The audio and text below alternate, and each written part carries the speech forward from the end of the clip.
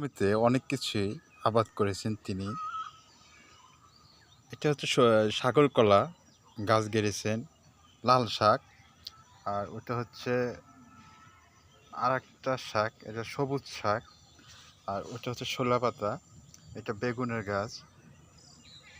হ্যাঁ, শোলা পাতাগুলো দেখেন, এটা বেগুনের গাছ।